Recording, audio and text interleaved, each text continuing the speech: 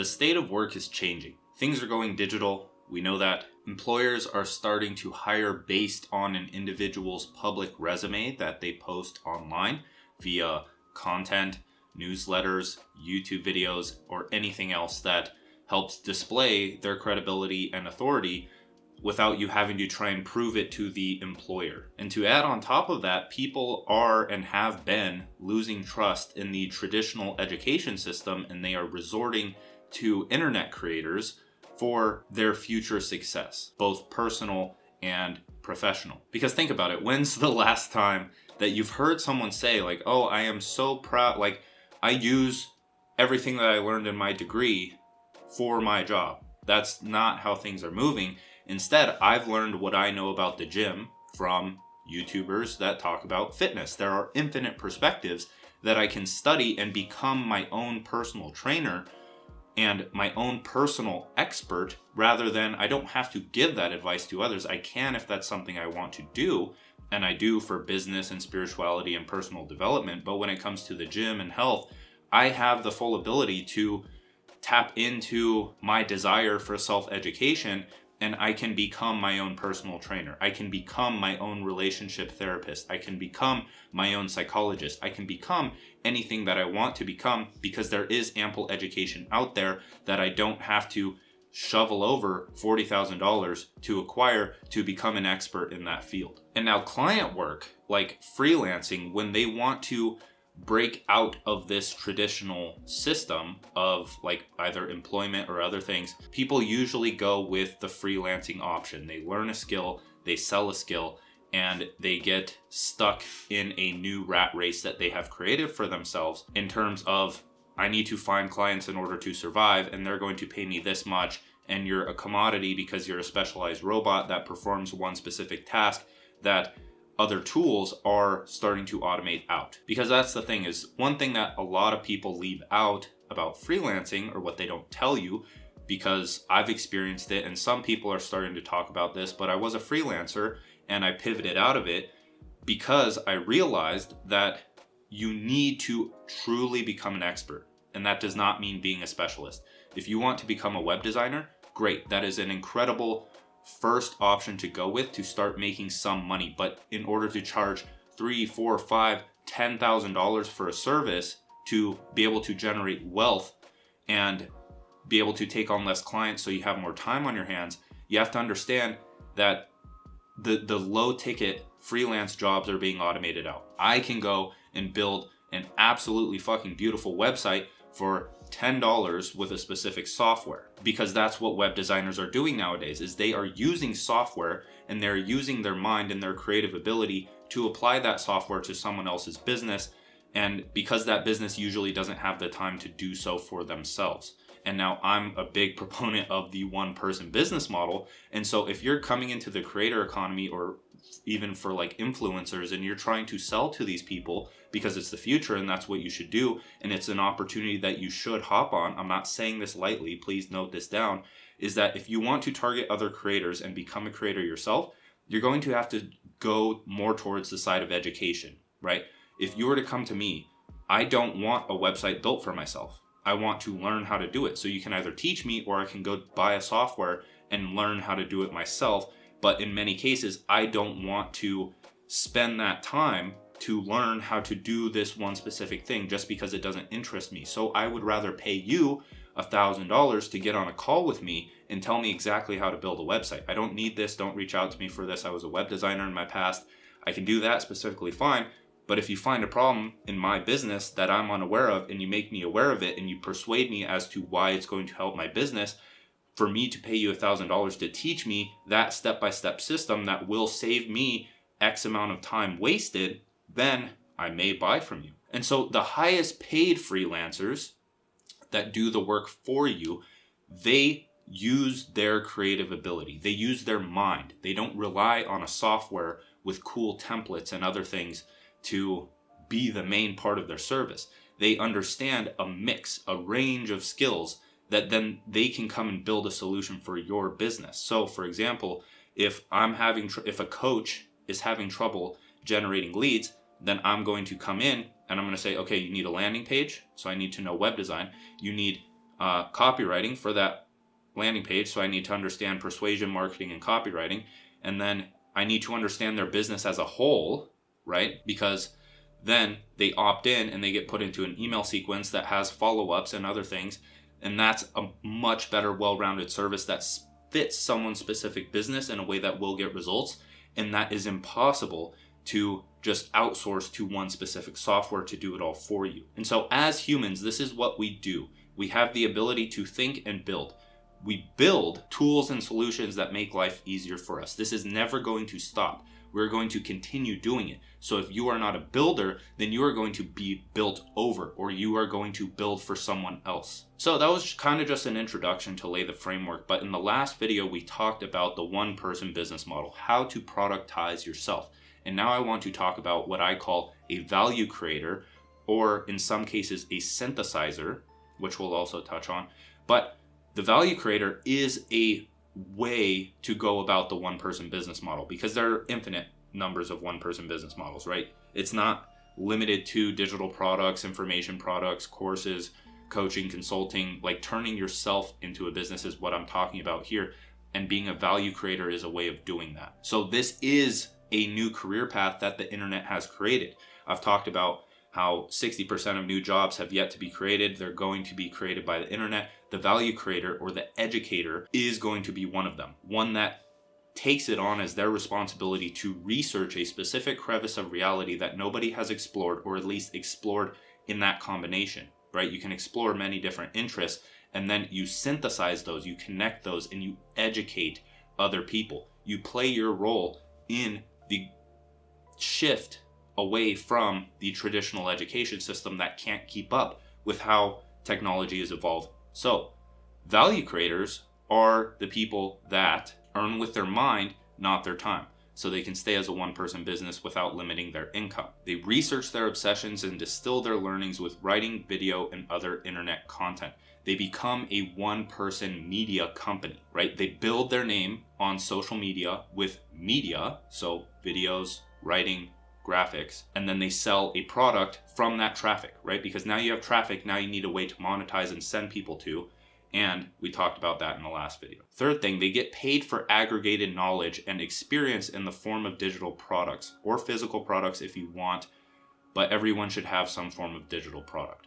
So that's how they get paid, is they research these things, they leave out breadcrumbs in the form of content and media, and then they aggregate that information into a step-by-step system and sell that via a digital product or service. And four, they have a heavy focus on educating their audience instead of posting memes, starting drama, commentating on other things, or other things like that. To me, this is very appealing. I like the path of the value creator online because I don't have to worry about starting drama with other people. I get to focus on my message and what I'm educating people on, and it doesn't take flashy looks or other things to actually build an audience. It takes this education of the certain things that you are learning and becoming an expert in. So value creators are those that dedicate themselves to exploring the unknown aspects of life, to exploring their curiosity. And they take it on as their life's work to dissect these crevices of reality that they're exploring. So whether it be self-improvement,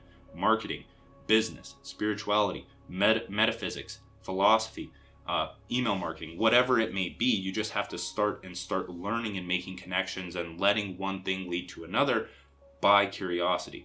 Now, a lot of people get confused here with curiosity, and so do I, because it's not something tangible. It's not something concrete. And for me, I can only explain it based off of experience and feeling. So with curiosity, think of the book that you actually wanted to read. Think of the videos that you actually wanted to watch. The things that were seamless, where it's like, man, I'm loving learning about this. So for me, it's a select few books. It's like The Power of Now, which I haven't read in a bit, Awareness, Way of the Superior Man, Flow by Mihai Csikszentmihalyi, Rest by Alex Sujung Kimpong, and Everything Alan Watts, right? Those really resonate with me specifically. They may not resonate with you, and that's a sign. That's a sign that you have to find the people and the writing and the interests that really, really resonate with you, and that makes it effortless to actually study those and makes you want to talk about them. Because if you're going to post something online, the easiest way I can say as to, oh, what do I post? Post the things that are interesting to you because they're going to be interesting to someone else. If you're reading through a book and something catches your attention and you're like, oh man, that's really good. Other people aren't going to think that. Some other people. So you take that and you distill it for your audience. You synthesize it with your interests or what you're trying to achieve in this life. Watch the other video on the one-person business model.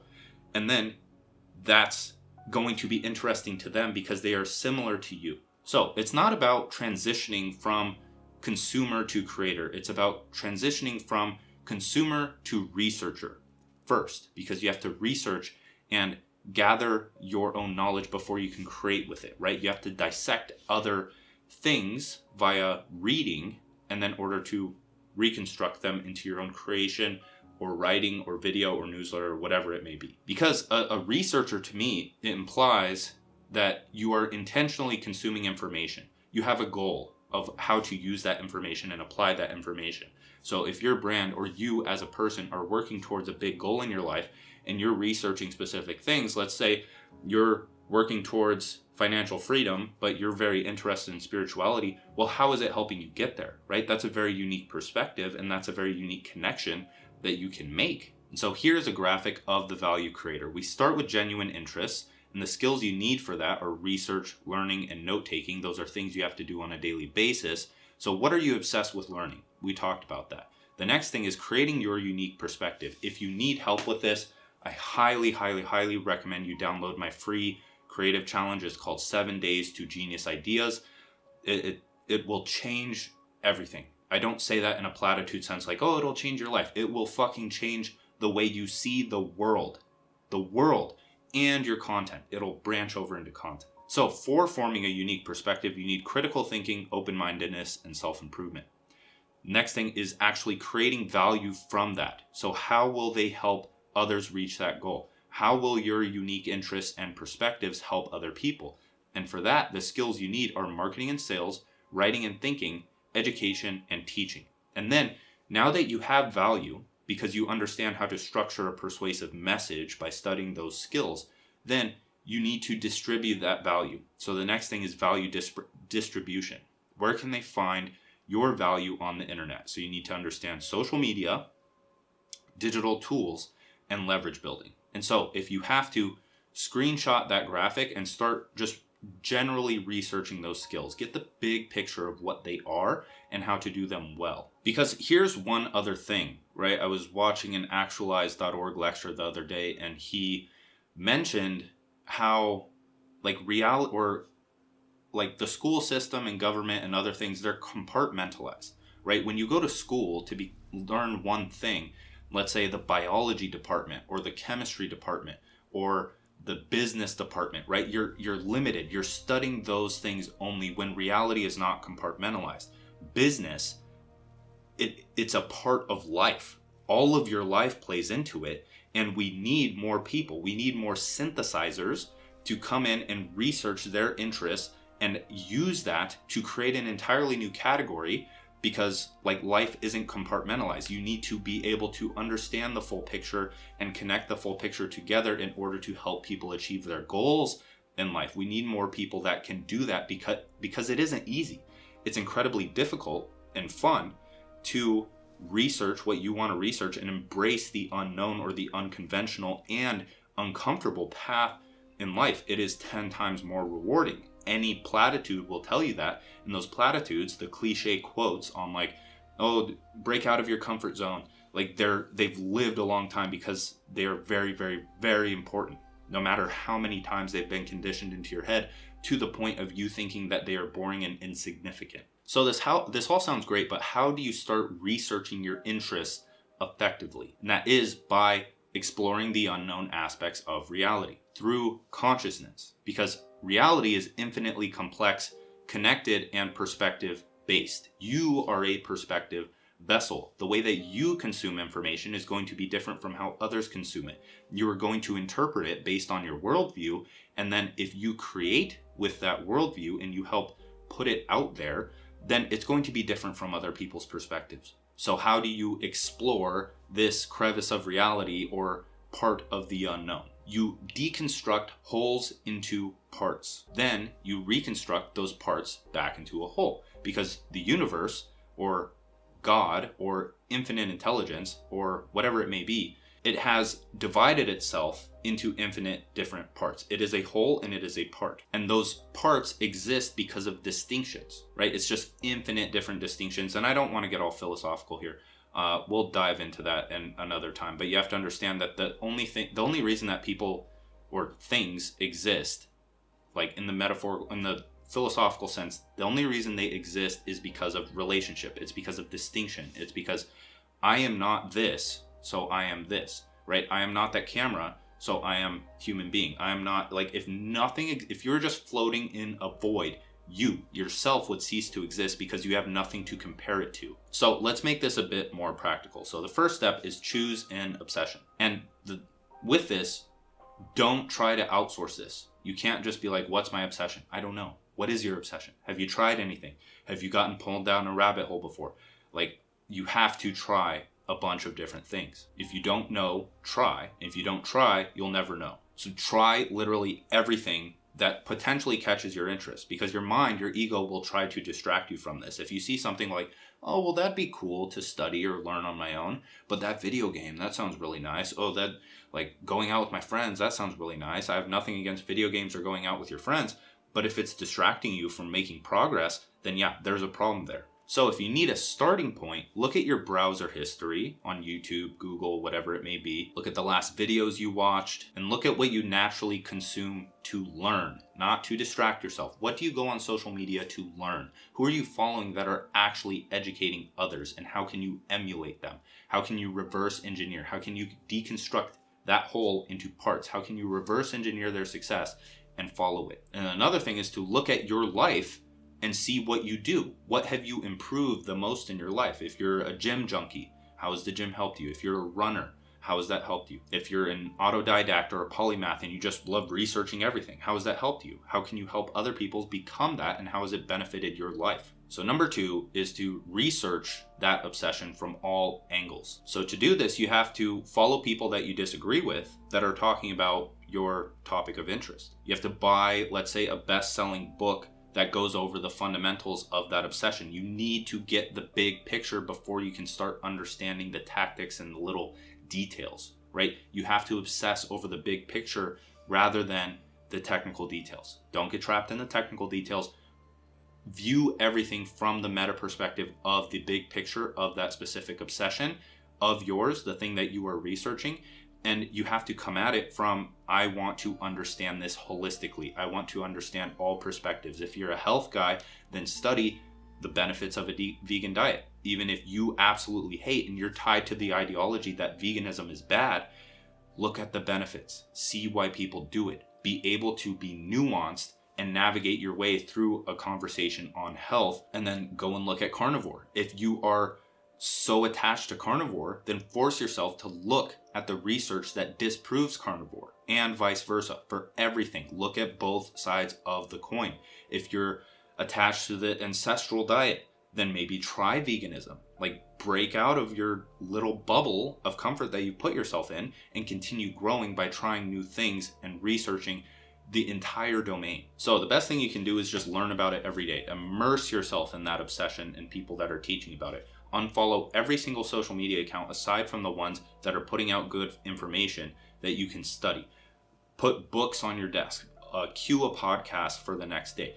Literally just immerse yourself in the information. And then the next thing that you do is you note down golden nugget ideas or your discoveries. So as you're researching your obsessions or really anything, it should be, since you are genuinely curious about these things, it should be near impossible to not write down your discoveries or to write down the things that really stuck with you, the things that interested you, meaning they are going to interest someone else. So if you need help, 1, keep a running note in your phone and download my free creative challenge so I give all of this to you. But if you need help, as you're listening, as you're reading, whatever it may be, note down the ideas, anecdotes, stories, or even statistics that really stuck out to you that you're like, wow, like that changed my mind, or aha, like that's it.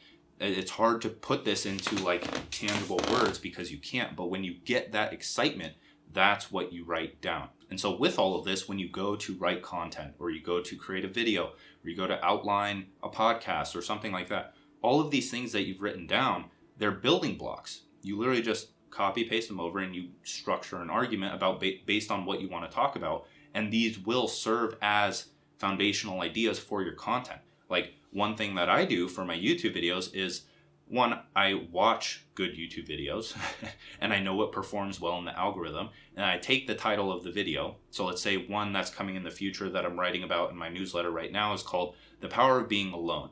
That's a very hot topic. A lot of people like to talk about that. So right now, what I'm doing is I'm listening to videos on being alone. I'm studying that topic so I can come with a credible argument, because I have experience to back it, but I need a way of structuring my argument. And so that's the next thing, is that simplifying complex topics will be the greatest skill of the next century, because we live in an information age, right? There's so many ideas and people are overwhelmed with what they need to do, right? There's so many different options that you can take for your career or your life.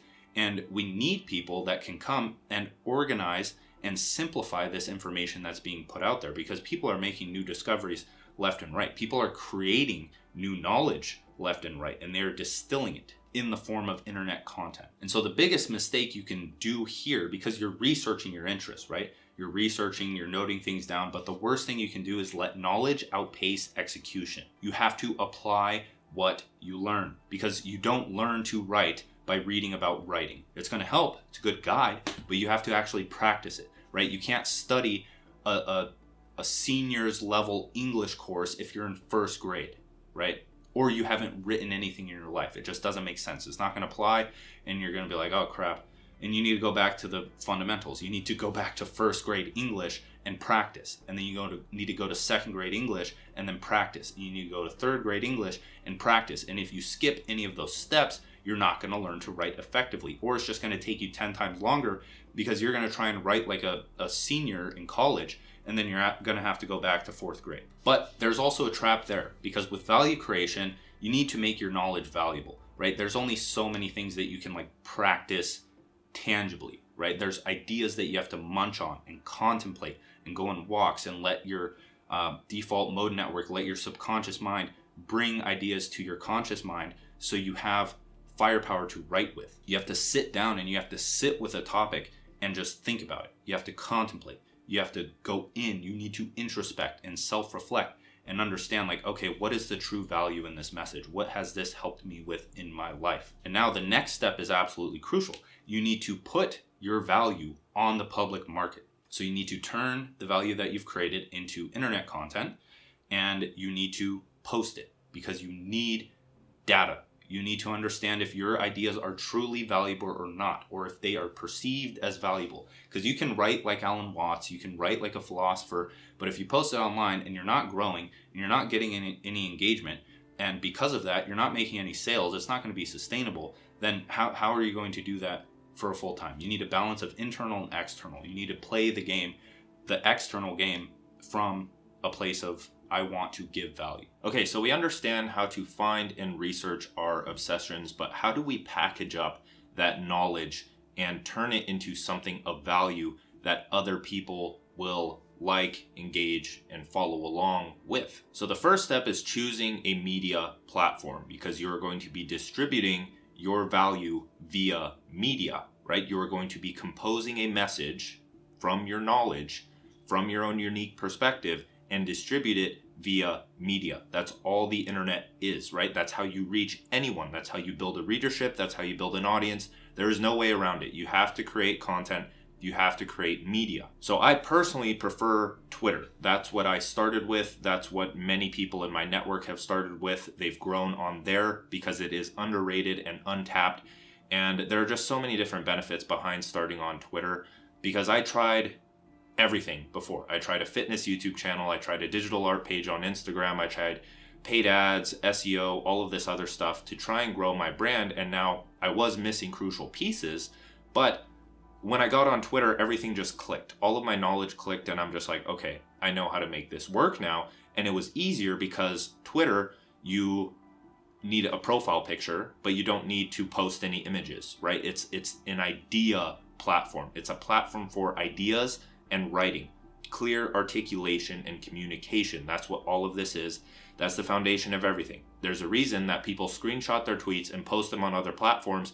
It's because the message is so valuable and captivating compared to like an Instagram model that's just in like a bikini. There's something of value there. And those tweets, the screenshotted tweets on any other platform usually get more engagement if the tweet is good than any other kind of post you could post, right? So it only makes sense to start on Twitter because all you need is the ability to type on a keyboard and maybe some branding and marketing knowledge on how to create a profile that makes people want to follow you, right? But that's not the only benefit of starting on Twitter. The other thing is that the retweet button, that's how you share a post. That's how you get eyes. That's how you get eyes on your content, which is how you grow.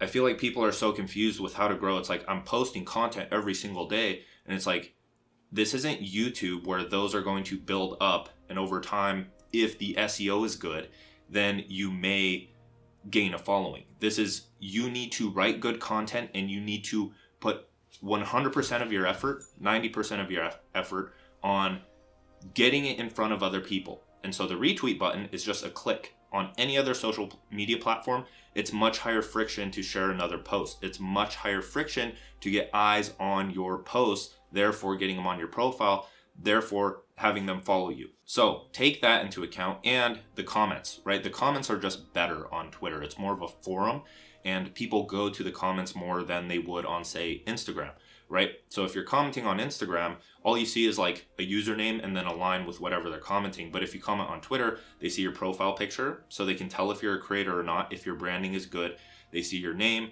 and they see that you added value to that tweet. So there's just much easier ways to grow on Twitter, and Twitter's just underrated. And it is the foundation. Writing is the foundation of everything. If you can write compelling tweets, all of your other social media content will get that much better and that much more valuable. So the key with this is to start with beginner level content. 95% of the market are beginners. If you're watching this, it feels weird to say this, but you're a bit higher intelligence. Like, I try to not make things super shallow. So you're at least looking for depth. You are ahead of people in some area, whether it be from what I taught you or from what someone else on YouTube taught you. You have information that you can pass down to a beginner level, like very beginner level, right? In the form of actionable advice. That's what every single person does to grow at the start. YouTubers, for example, if you want to become a vlogger, go look at a vlogger's past videos. Did they start with just these random vlogs where it's like, I bought a new car? It's like, no, they taught you something, they educated you and provided value relating to something from a beginner level. So if they are mainly a health guy, then they posted all of the foundations and fundamentals of what they do to maintain their health or build muscle or lose fat or whatever it may be. The same is for writing. How do you get started writing? What's the benefits of writing? What are the foundational principles of writing? What about persuasive communication, right? You need to dissect and understand the certain interests that you are pursuing and dish out actionable advice in the form of the fundamentals in order to grow at the start. That is the content that you are going to be producing on Twitter.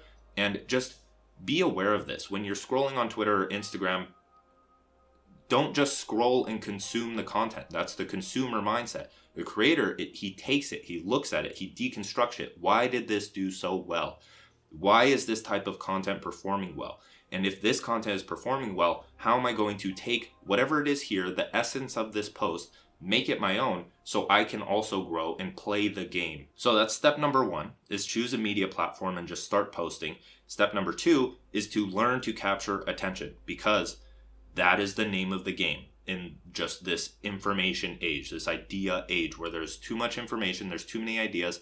Everyone's trying to catch your attention, but that's the thing, is you have to get good at catching attention or else they're not going to read any of your stuff.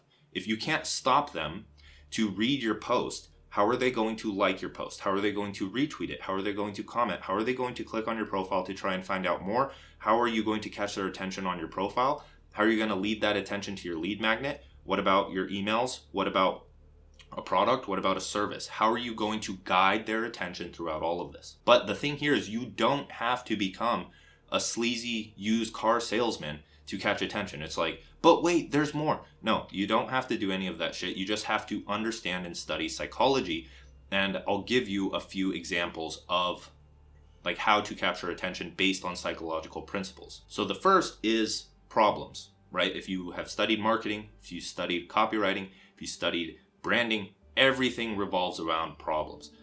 Human behavior revolves around problems. Stories start with problems, right? If you start with a problem, it opens a curiosity gap, and they want to figure out what the solution is, right? So if you can start with a relatable problem that someone is facing, like if you struggle to grow your business, that's just an example, but a problem, right? It's the duality and the like back and forth and playing the game of problems and benefits, right? So what's the problem? How do you overcome it? What are the benefits? The problem is a good way of capturing attention, and this all takes practice. So another one is numbers. Numbers like a statistic, well, that's the next one I want to go over, but numbers where it's like, I spent 4,500 hours studying this so you don't have to. Here's what I learned, right? Something like that. Numbers, especially on Twitter or even other platforms where it's very text heavy or image heavy, it's just a different thing. It's a pattern interrupt that catches someone's attention. And then the next thing is statistics. So 99% of people say they regretted something before they died. How do you avoid this, right? So you can see how that kind of leads into something else, but you're better off studying copywriting for this, like sales copywriting or persuasive copywriting. You can get my 2-hour writer course. I go over all of this in so much more depth. It's so hard to go over in this video. That's why I created a course, but that will give you everything you need to know. If you want something else to study for free, look up AIDA, AIDA copywriting framework. That's a very basic one, but it's very useful, especially for tweets. Pastor, PASTOR, that is also a copywriting framework that is more long form, that will help you write like Instagram captions, emails, sales pages, landing pages, all of this other stuff, and give you like a structure of the sales process. That's another thing you can research, is the sales process. So we've chosen a media platform. We understand that we have to learn how to capture attention. The next thing is to treat yourself as your ideal reader. If you watched the last video on the one-person business model, you know that I'm very big or trying to create something out of this. I'm trying to come up with a term. If you can think of a term for this, I've thought of like mental monetization, the business of self. One-person business is good, but that's kind of broad. There's nothing specific that's like, I'm turning myself into a business. I'm productizing myself. I want a name for that. But that's just the thing. While you are your brand, you are your content, you are whatever, I want you to treat yourself as your ideal reader. You are writing or creating value for yourself, both your past self, where you're giving them advice on how to overcome problems faster, or you're just like giving them encouragement. You remember, like if you can sit back and contemplate and think, this is very big for value creators, is solitude and thinking and free thinking by going on walks, listening to what you want to listen to, contemplating, self-reflecting, all of that stuff. Because when you self-reflect and you remember that you were in a low place in life, then you can write to that person. You can create for that person, where you are saying like, this is like a cheesy motivational example, but it's like, hey man, I know you're in a hard place. I know you can get past this. Just keep doing what you're doing. It's a cheesy aspect. But if you were like, oh, I remember when I didn't understand this thing in marketing, and now you understand marketing, then give them advice. Like, here are the 5 marketing principles that you need to understand. Catching attention, creating value, whatever it may be. And then you list them off, and that's how you can start creating content. And you can also do it to your current self. If you're going through a hard time right now, then give yourself advice. Tell yourself what to do to overcome that, and other people will benefit from it, right? This is a great way of just like personal growth in general. I mentioned in the last video that business and writing and content creation is my method. It is my tool, as opposed to like meditation, for self-actualizing and self-transcending. And then you can, so on the flip side, if you're not in a bad place right now, if you're in a very good place and things are going well, then tell people why. Tell yourself why it's going well and reinforce that in your own head. Write to yourself to reinforce your own good behavior and to try and fix your bad behavior. And then you can also write to your future self of like, give them encouragement to keep going or something like that. You get the point. So in essence, you treat Twitter or even just social media in general as your public journal. You treat it as your public note-taking software, you treat it as your public journal, and you treat it as your public school for other people. So the fourth thing, we understand we chose media platform, capturing attention, writing to ourselves, but now you have to prioritize depth and clarity, because so many people just get trapped. They get trapped in the social media rat race, right? They get out of the corporate rat race for the social media race, where they're just so focused on growth. They're so focused on, oh, I have to write this kind of content in order to grow. And that's true to an extent. You do have to grow, and you do have to kind of shut your ego off and provide value to those that actually need it, even though you think you're too above that level of knowledge. But the other thing is that you need to actually, you have to write. You have to write and dissect and create depth behind the things that you're truly passionate about, because that is how you become an expert. So I recommend starting a newsletter, right? Everyone should. If you don't have an email list, you're just going to be screwed. You're going to be absolutely fucked if your social media platforms get taken down. They can't take emails away from you. Email marketing, don't let any limiting beliefs or whatever, like, oh, nobody checks their emails. And it's like, no, they do. People are making 7 figures from email lists alone. You have to test it out and experience it to know for yourself. But for now, start an email newsletter, right? I go over this in 2-Hour Writer, again, my writing course and just content creation course. But for the newsletter, this has been the biggest game changer for me in my business, is one, noting all of these things. So I told you about the 7 Days to Genius Ideas challenge, where you kind of pick that golden nugget of information that you picked up from researching your obsessions, and then you write that down. And then as you're writing those down, you have building blocks for the newsletters, right? So you take a topic that you want to write about, you dissect it with my framework where you break it into goals, benefits, perspectives, topics, whatever. And then you start piecing together a newsletter and you start making connections, right? Now, if you want to get very spiritual, actualize.org, he actually has a clip. It's called Love is Connection. So love, not the ooey gooey modern notion of love, but like love for like selfless love, right? Selfless love for everything is connection. It's finding that shared perspective. It's connecting the dots and seeing how reality moves together. And that's really what has changed the game for me with my newsletter. It's like I study neuroscience and I study philosophy, and I'm like, these are saying the same things. How can I put this together in a newsletter?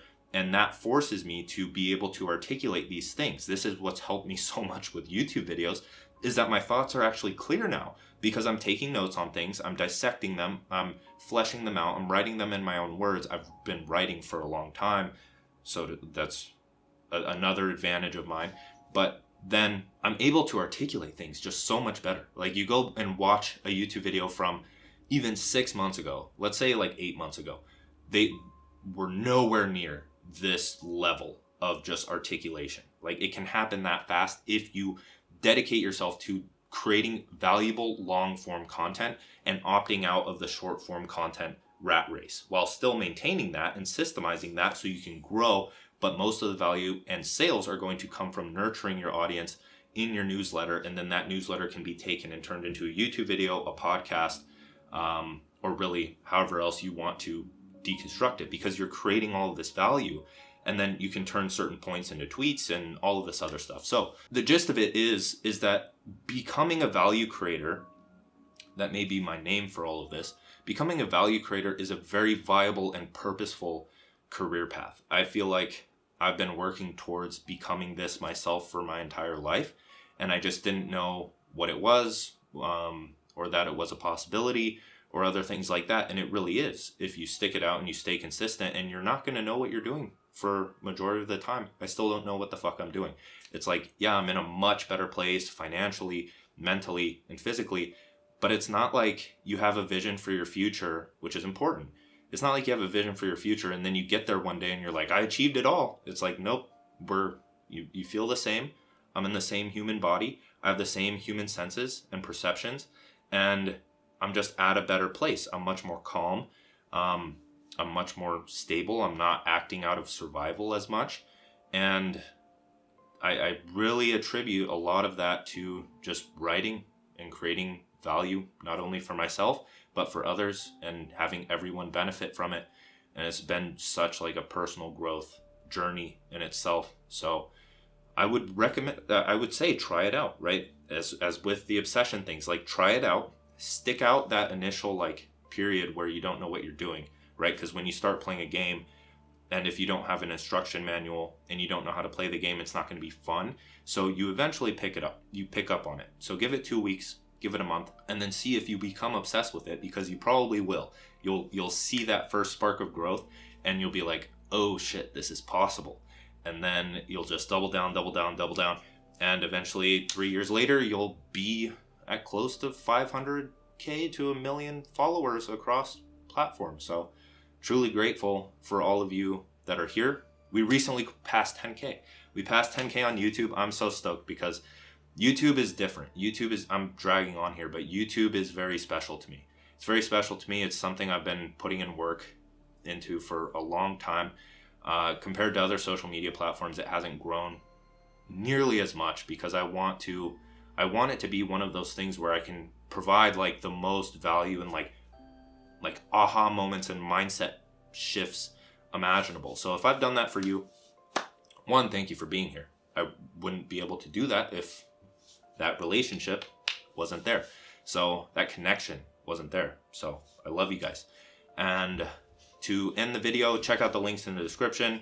7 Days to Genius Ideas Challenge, 2-hour writer course, Modern Mastery Community, Power Planner, all of that good shit. Top rated, high reviews. I pour my heart into all of my products, so check them out if you want to see some crazy fucking results. And with that, thank you for watching. Have an absolutely incredible rest of your Sunday.